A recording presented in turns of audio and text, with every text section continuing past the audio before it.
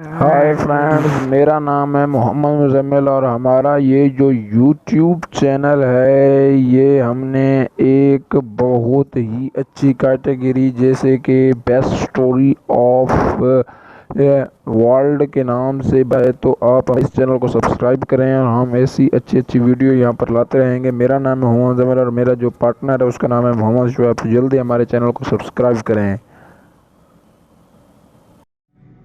सिकंदर आजम 350 से 10 जून 323 कबल अज़ मसीह तक मकदूनिया का हुक्मदान रहा। उसने अरस्तु जैसे उस्ताद की सोबत पाई। कम उम्री में ही यूनान की शहरी रियासतों के साथ मिस्र और फारस तक फतह कर लिया। कई और सल्तनतें भी उसने फतह की, जिसके बाद उसकी हुक्मरानी यूनान से लेकर हिंदुस्तान की सरहदों तक फैल गई। सिर्फ 22 साल की उम्र में वो दुनिया फतह करने के लिए निकला। ये उसके बाप का ख्वाब था और वो इसके लिए तैयारी भी कर चुका था, लेकिन उसके दुश्मनों ने उसे कत्ल करा दिया। अब ये जिम्मेदारी सिकंदर पर आयद होती थी कि वो अपने बाप की मिशन को किस तरह पूरा करे। बाप की मौत के वक्त सिकंदर की उम्र 20 साल थी, लेकिन वो इस लिहाज से खुशकिस्मत था कि उसकी मुश्किल के बगैर ही उसे दुनिया की हुक्मरानी मिल गई। वरना उस जमाने का कायदा तो यही था कि बादशाह का इंतकाल होते ही तख्त के हुसूल के लिए लड़ाइयां शुरू हो जाती और इस लड़ाई में हर वो शख्स हिस्सा लेता जिसके पास तख्त तक पहुंचने का जरा सा भी मौका होता। सिकंदर एक तो अपने बाप का इकलौता बेटा था और दूसरा उस वक्त मकदूनिया की हुक्मरानी का कोई और खास दावेदार नहीं था। लेकिन एहतियात के तौर पर सिकंदर ने ऐसे तमाम अफराद को कत्ल करा दिया जो किसी भी तरह से उसे नुकसान पहुंचा सकते थे। यहां तक कि अपनी मां के उकसाने पर उसने अपनी दूध पीती सौतेली बहन को भी कत्ल कर दिया। सिकंदर की एक और खुशकिस्मती यह थी कि उसे अरस्तु जैसा उस्ताद मिला था जो अपने जमाने का काबिल और ज़हीन तरीन इंसान समझा जाता है। उसके अलावा उसके बाप ने अपनी बेटे की जिस्मानी तरबियत पर भी खुसूसी तवज्जो दी और इसलिए उसे शाही महल से दूर एक पुरफिजा मकाम पर भेज दिया ताकि ऐशो इशरत की जिंदगी से वह सुस्त ना हो जाए। यहाँ सिकंदर ने जिस्मानी मशकें भी सीखी और घुड़सवारी, नेज़ा और तलवारबाजी में महारत भी हासिल की। साथ ही साथ अरस्तु उसकी ज़हनी तरबियत भी करता रहा। हुक्मरानी के इब्तदाई दिनों में सिकंदर ने एंथर यूनान का दारुल खिलाफा समेत दीगर पड़ोसी मालों को अपने साथ मिलाने की कोशिश की। उसकी वजह यह थी कि अपनी मुहिम पर निकलने से पहले वो न सिर्फ अपनी फौज को मजबूत करना चाहता था, बल्कि उसको ये भी फिक्र थी कि कहीं उसकी गैर मौजूदगी में कोई मकदूनिया पर हमला ना कर दे। 2 साल इस काम में बीत गए। इस दौरान कुछ इलाकों को तो उसने तलवार के जोर पर फतह कर लिया और कुछ मुकाबला किए बगैर ही उसके साथ मिल गए। शुमाल और मगरब की तरफ से किसी हद तक मुतमईन हो जाने के बाद सिकंदर ने मशरिक की जानब नजर डाली तो उसे ईरान की वसी और अरीज सल्तनत दिखाई दी। बहिरे रूम से हिंदुस्तान तक फैली इस सल्तनत का रकबा लाखों मील था। इसमें दरिया भी थे, पहाड़ भी, सहरा भी थे और झीलें भी। गर्ज यहाँ वो सब कुछ मौजूद था जो किसी भी इलाके को खुशहाल बनाने के लिए जरूरी होता है। यही वजह थी कि ईरानी सल्तनत पूरी नहीं तो आधी दुनिया की हैसियत जरूर रखती थी। यहाँ तकरीबन हर रंग और हर नस्ल के लोग आबाद थे। ईरानी सल्तनत पर हमले की एक बड़ी वजह यह थी कि ईरानी शहनशाह दारा ने सिकंदर के मुखालिफिन की खुफिया तरीके से मदद भी शुरू कर दी थी। दरअसल ईरानी फौज में एक बड़ी तादाद ऐसे यूनानियों की थी जो शुरू ही से अपने पड़ोसी मुल्क मकदूनिया के खिलाफ रहे थे। उन्हीं के उकसाने पर दारा ने यह कदम उठाया था। 334 कबल अज़ मसीह में सिकंदर 35,000 फौज के साथ मकदूनिया से निकला। उस फौज में 30,000 सवार और 5,000 पैदल थे। सिकंदर की पैदल फौज की मशहूर तरीन चीज मकदूमी जत्था था। ये 256 फौजों का मरबा शक्ल का दस्ता था, यानी हर कतार में 16 सिपाही थे और इन कतारों की तादाद भी 16 ही थी। इनके हाथों में जो नेज़े होते वो भी 16-16 फुट के लंबे थे। यूं चलते हो जब पहली 5 कतारों के सिपाही अपने नेज़े आगे की तरफ बढ़ाते तो इनकी नोकें पहली कतार से भी आगे निकल जाती। मशरक की तरफ चलते हुए दरियाई घरानी कोस पर सिकंदर का सामना एक कदरे छोटे ईरानी लश्कर से हुआ। इस लश्कर में 20,000 सवार और 20,000 ही पैदल सिपाही थे। प्यादों में ज्यादातर यूनानी नस्ल के लोग थे। लश्कर की कमान तारा के करीबी लोगों के पास थी। उनमें उसका दामाद सपेथरा वाइस भी शामिल था। सिकंदर की फौज का पता चलते ही ईरानियों ने जो सबसे पहला काम किया वो दरिया के ढलान किनारे पर कब्जा करना था, ताकि दुश्मन फौज की पेशकदमी को रोका जा सके। लेकिन इस बात पर सिकंदर जरा न घबराया। उसे मालूम था कि इसकी फौज का एक एक सिपाही दिलो जान से उसके साथ है। उसने उन्हें हुक्म दिया कि वो दुश्मन के तीरों की परवाह किए बगैर दरिया पार कर ले। बस एक मर्तबा दूसरे किनारे पर पहुंच गए, फिर उनका दुश्मन पर काबू करना मुश्किल नहीं होगा। सिकंदर को अच्छी तरह मालूम था कि ईसाई लोग जहां घुड़सवारी में माहिर हैं, वहां पैदल लड़ाई में खासे कमजोर हैं। मजीद ये कि उसके सिपाहियों के पास ईरानियों के मुकाबले में बेहतर असलहा है। वो सर से पांव तक जरा में ढके हुए थे और उनके नेज़े हल्के और लंबे थे। सिकंदर की फौज का जत्था दरमियान में था, जबकि दाएं और बाएं तरफ सवार थे। दाएं तरफ के सवारों की क़ियादत तो खुद कर रहा था। पहले तो वो आहिस्ता आहिस्ता आगे बढ़ा, लेकिन दरिया के करीब पहुंचकर उसने अपनी रफ्तार तेज कर दी, यहां तक कि कुछ ही देर में उसकी फौज दरिया पार करके दुश्मन के ऐन मुकाबल खड़ी थी। खुमसान की जंग शुरू हो चुकी थी। ऊंचाई पर होने की वजह से शुरू में तो ईरानियों का पल्ला भारी रहा, लेकिन बाजी जल्द ही पलट गई। मकदूनी फौज ने जब खुद अपने सपासलार को दुश्मन के सफर में घुसते देखा तो इनकी हिम्मत बंध गई और उन्होंने ईरानियों पर कड़ी ज़रबे लगानी शुरू कर दी। सिकंदर चमकदार ज़रा पहने और सर पर मकदूनी कलगी से जाए एक शान से आगे बढ़ा और सीधा उस जगह पर पहुंच गया जहां ईरानी सिपाहसालार जमा थे। वो इस कदर बहादुरी से लड़ा कि आन की आन में ईरानी सिपाहसालारों की लाशें गिरने लगी। सिकंदर के बाजुओं की कुव्वत का अंदाजा उस बात से लगाया जा सकता है कि लड़ते लड़ते उसके नेज़े के कई टुकड़े हो गए।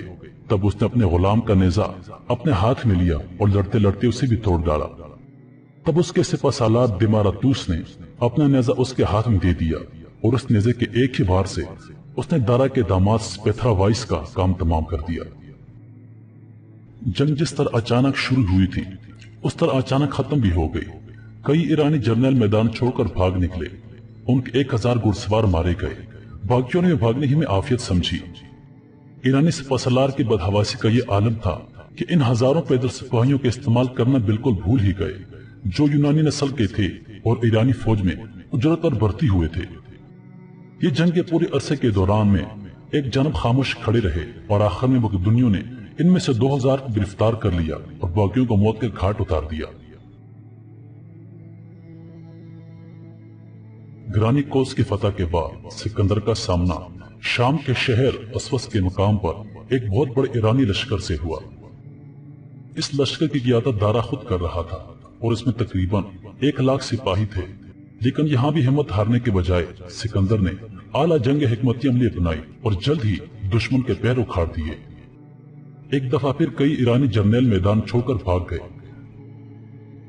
दारा ने तो भागते हुए परवाह भी न की कि उसके खेमे में उसकी माँ और बीवी बच्चे मौजूद हैं। इस जंग में ईरानियों का भारी नुकसान हुआ, जबकि मकदूनियों का नुकसान बहुत कम था।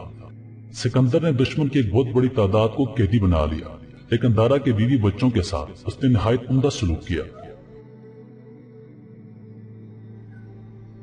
अब सिकंदर का अगला हदफ मिस्र था, लेकिन उसके रास्ते में चंद ऐसे इलाके थे जो इससे मुकाबले करने पर तैयार थे। उनमें पहला सोर शहर था।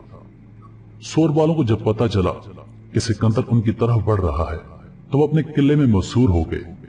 सोर एक जजीरा था, यानी उसके चारों तरफ में पानी था। यह देखते हुए सिकंदर ने फौरन एक बहुत बड़ा बहरी बेड़ा तैयार करने का हुक्म दिया और इसके बाद किले पर हल्ला बोल दिया। चंद ही दिनों में यह अहम शहर भी फतह हो गया था। सोर के मुहासरे के दौरान में सिकंदर को दारा का पैगाम मिला, जिसमें उसने लिखा था कि वो इसके बीवी बच्चों को छोड़ दे, उसके बदले उसे आधी ईरानी सल्तनत दे दी जाएगी।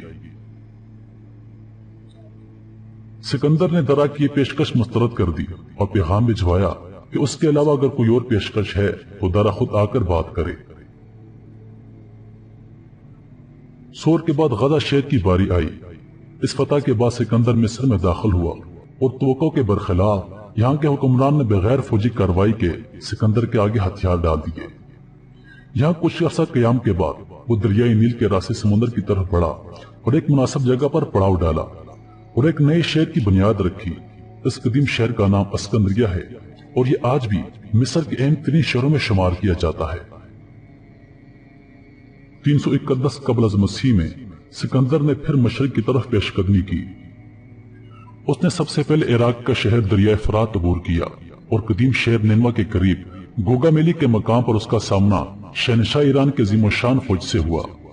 नैना वही शहर है जहां हजरत यूनुस अलैहिस्सलाम पैदा हुए थे। बाज़ तारीखदानों का ख्याल है कि गोगामेली की जंग में दारा की फौज में कमोबेश 10 लाख प्यादे, 40,000 सवार, 200 तलवारबाज, रत्ता बैलगाड़ी की एक किस्म होती है, 15 हाथी और बेशुमार यूनानी सिपाही थे। दारा ने लड़ाई के लिए मुकाम का इंतखाब भी बड़ा देख और सोच समझ कर किया था। उसे मालूम था कि रत्ता ऊंची नीची जगहों पर नहीं चल सकते, इसलिए उसने इनके लिए एक मखसूस जगह पर जमीन को बिल्कुल हमवार कर लिया था। अपने से 20 गुना बड़ी फौज को देखकर भी सिकंदर घबराया नहीं, बल्कि उसके ज़हन ने फौरन लड़ाई का एक शानदार मंसूबा बना लिया। सबसे पहले उसने अपने जनरलों को बुलाकर ऐसी पुरजोश तकरीर की कि सबकी हिम्मत बन गई। उसके बाद उसने हमले में पहल करने के बजाय इंतजार करना शुरू कर दिया। उस दौरान उसने अपने सिपाहियों को मुकम्मल आराम करने का मौका दिया ताकि जंग शुरू होने तक वो बिल्कुल ताजा दम और चाकू चौबंद हो जाएं। इसके बरक्स ईरानी सिपहसालार ने अपने सिपाहियों से मुसलसल काम लेकर उन्हें थका दिया था। दारा ने अपनी फौज की तरतीब इस तरह से की थी कि खुद दरमियान में था और दाएं बाएं आगे पीछे इसके नहायत काबिल एतमाद आदमी थे। उधर मखदूमी सिपहसालार सिकंदर को मालूम था कि किसी भी फौज की दाईं तरफ का दस्ता जंग के दौरान सबसे ज्यादा अहमियत का हामिल होता है। इसलिए उसने इसकी क़यादत अपने नहायत बहादुर और काबिल एतमाद जनरल पार्मेनियो को सौंपी और इंतहाई दाई जानब फौजों की एक इजाफी कतार भी मुतय्यन की ताकि किसी अचानक हमले की सूरत में मुअस्सर दिफा किया जा सके। लड़ाई शुरू हुई तो दोनों फरीकों को अपनी फतह का यकीन था। सिकंदर के पास न सिर्फ अच्छा ज़हन था बल्कि उसके पास अच्छे हथियार भी थे। वो पहले भी ईरानियों पर फतह हासिल कर चुका था। यही बातें उसके एतमाद का बाइस थी। दूसरी जानब दारा को तादाद की बढ़ोतरी की वजह से फतह की उम्मीद थी।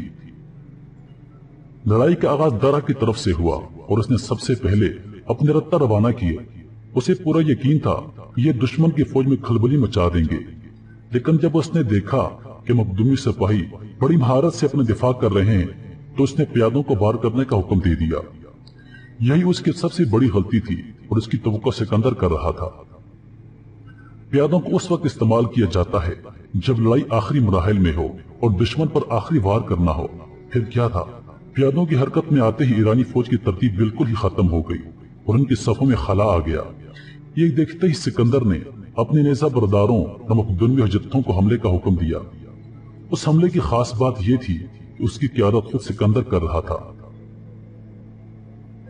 ग्रानी कोस के मार्के की तरह इस मर्तबा भी सिकंदर ने पहली ईरानी फौज के बड़े बड़े जर्नेलों को निशाना बनाया और आन की आन में इनकी लाशें कट कट कर गिरने लगी। दारा ने जब एक के बाद एक आदमी को गिरते देखा तो वह हिम्मत हार बैठा और मैदान जंग से भाग निकला। बस यही इस जंग का अंजाम था। इसके बाद अगरचे ईरानी फौज के जत्थों ने थोड़ी बहुत मुजाहिमत की, लेकिन ये इनफरादी सतह पर थी और यही वजह है कि मखदूमी फौज का भाल भी बेकाना हो सका। सिकंदर ने जब देखा कि उसके सिपाहियों ने मैदान मार लिया है तो वो दारा के ताक़ब में निकला ताकि बार बार के मार्कों के बजाय एक ही दफा इसका काम तमाम कर दे, लेकिन वो इसके हाथ न आया। कहा जाता है कि बाद में बाज ईरानी जनरलों ने खुद ही मिलकर उसे कत्ल करा दिया। यह वाक़या मौजूदा ईरान के दारुल हुकूमत तेहरान के पास पेश आया। सिकंदर जब उस जगह पर पहुंचा तो उसे दारा की लाश ही मिली। तब उसने उसे वापस ईरान रवाना कर दिया और हुक्म दिया कि उसे तमाम शाही इजाजात के साथ दफनाया जाए।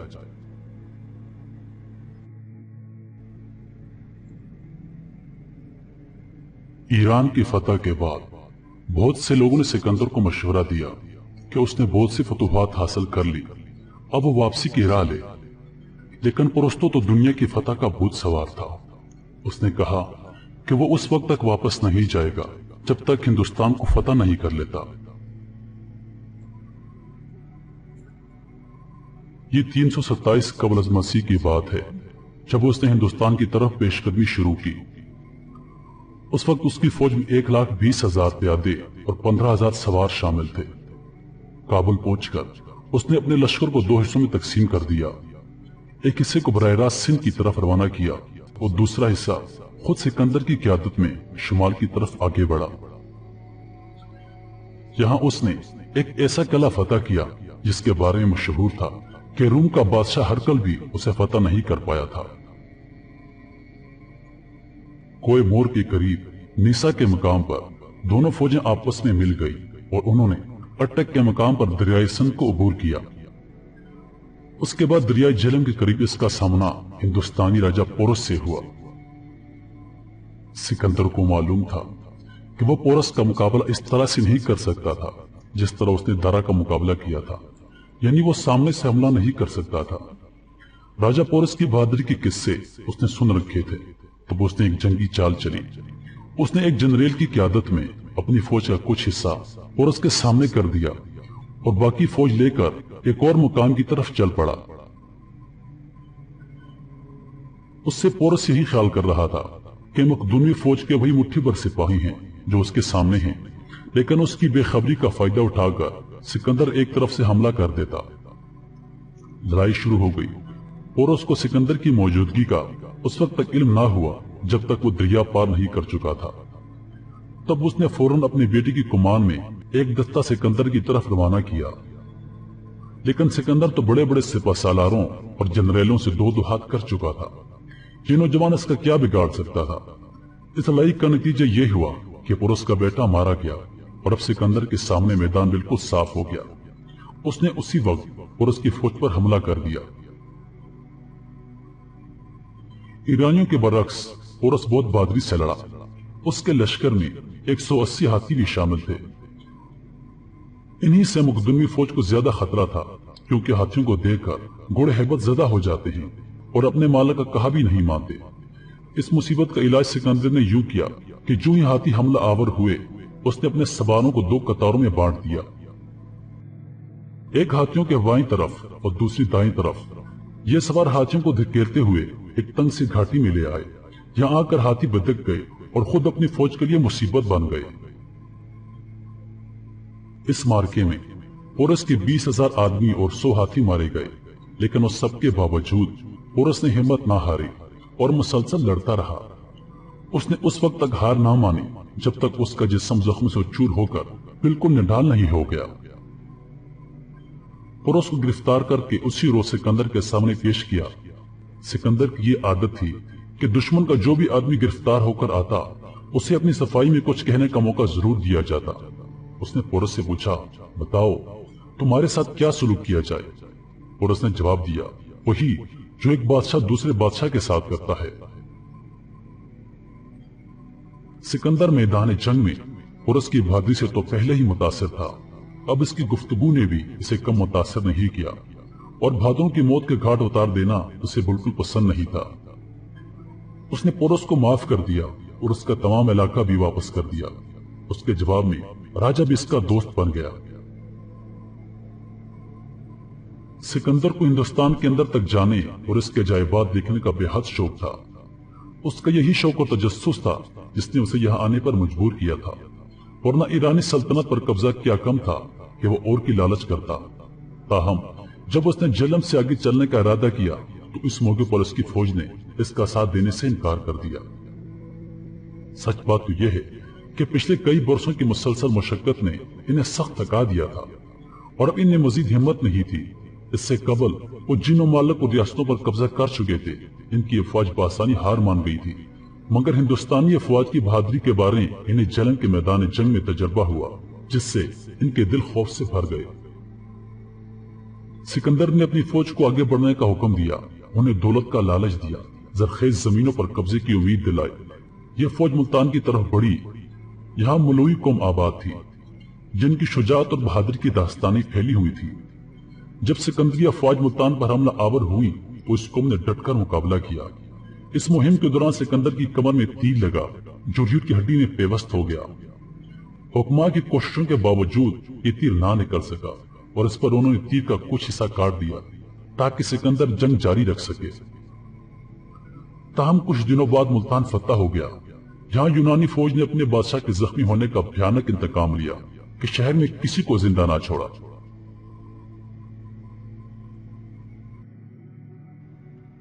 फतह मुल्तान के बाद सिकंदर की फौज ने आगे बढ़ने से इनकार कर दिया। सिकंदर की तकरीरें बेअसर हो गईं। उन्होंने वापसी का नारा लगाया। मुर्खिन इसकी दो वजूहात बयान करते हैं। पहली वजह यह थी कि हर सिपाही दौलत से भरे हुए ऊंटों का मालिक बन चुका था। अब वो इस दौलत से याशी की जिंदगी गुजारना चाहते थे। वो मैदान की मुसीबतों और कत्लो गारत से बचना चाहते थे। दूसरी बड़ी वजह यह थी कि सिकंदर के जासूसों ने इतला दी थी कि दरियाए ब्यास के किनारे आबाद कबाइल के ताकतवर और जंगजू सिपाही असला से लेस होकर जंग के लिए मुस्तैद हैं। यह खबरें सुनकर सिकंदर की फौज बददिल हो गई। उन्हें पोरस और मुल्तान के जंगजू ने हिला के रख दिया था, इसलिए वो वतन वापसी का सोचने लगे। सिकंदर ने इंतहाई समझ बूझ का सबूत देते हुए वही किया जो उसके सिपाही चाहते थे। हिंदुस्तान को फतह करने की अपनी तमाम तर ख्वाहिशात के बावजूद वो उनकी बात मान गया और यहीं से उसने वापसी का फैसला किया।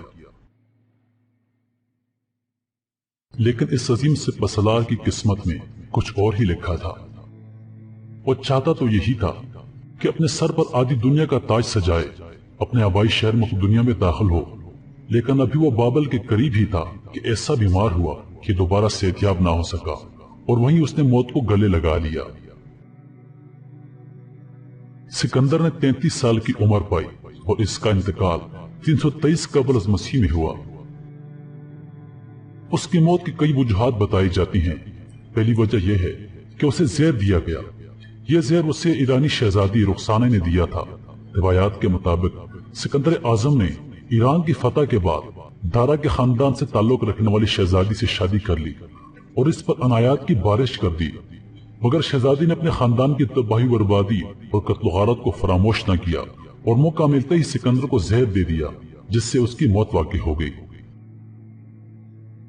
दूसरी रिवायत के मुताबिक सिकंदर ने बाबिल शहर पहुंचकर जश्न फतह मनाया। सारी रात शराब का दौर चलता रहा। यह शदीद सर्द रात थी। सिकंदर को बुखार लायक हो गया, जो बाद में नमूनिया में तब्दील हो गया, जिससे सिकंदर की मौत वाक़ई हो गई। तीसरी रिवायत यह है कि सारी दुनिया को फतह करने को ख्वाब पूरा ना हुआ तो सिकंदर ने कसरत से शराब नोशी कर दी, जिससे उसकी सेहत बर्बाद हो गई। आखिरी अयाम में उसका ज़हनी तवाज़ुन भी बिगड़ गया। कसरत से शराब नोशी ने उसकी जान ले ली। उसने लगभग आधी दुनिया तो अपनी जवानी में फतह कर ली। कहते हैं अगर वो थोड़ी मुद्दत और जिंदा रह लेता तो कोई वजह नहीं थी कि वो पूरी दुनिया को फतह कर लेता। हेलो तो फ्रेंड्स, आपको कैसे लगी हमारी वीडियो? तो हमारे अगले चैनल को सब्सक्राइब करें, जिस पर हम आपको बताएंगे कि आप कैसे अपने चैनल पर मनी अर्न कर सकते हैं, पूरे इंटरनेट से कैसे मनी अर्न कर सकते हैं। तो उसका लिंक आपको नीचे पहले डिस्क्रिप्शन में मिल जाएगा। तो बाय गाइस, मिलते हैं अगली वीडियो।